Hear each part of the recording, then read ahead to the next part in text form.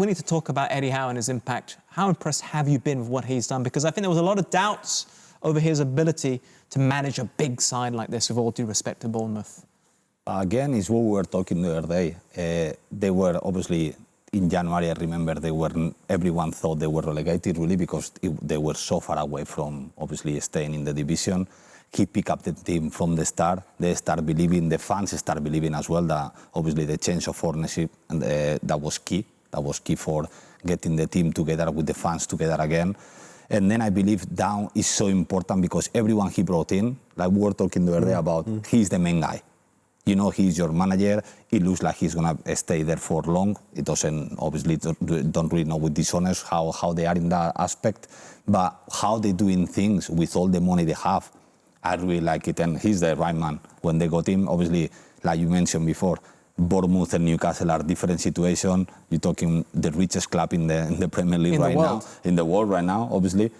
So you can't compare what they're going to try to achieve, but you can see they're doing it slowly, and the way they're playing is fantastic at the moment as well. They're playing very attacking football. You know, I love it. I love it.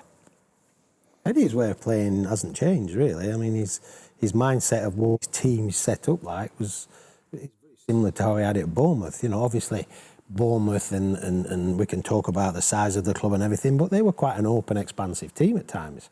You know, and they'd win and they'd lose. So he knows his job. You know, he's experienced in that.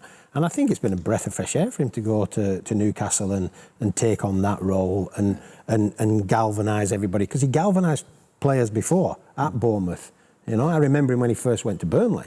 You know, and that was, he was just starting out then, really, and getting a feel for it. But eventually he went back to Bournemouth, and he's just gone on an upward trend all the time. So, yeah, he's got Newcastle where he wants them at the moment. It seemed to be most impressive how he managed to get them to close up shop when he took over last season, defensively speaking, to help keep them up. And now that he's had time to decide, some signings, they've become a much better and attractive team. As a manager and a coach, you know, his coaching staff as well, he's obviously looked at that in the precarious position they were in at the time he took over. What would you do? Go out all-out attack?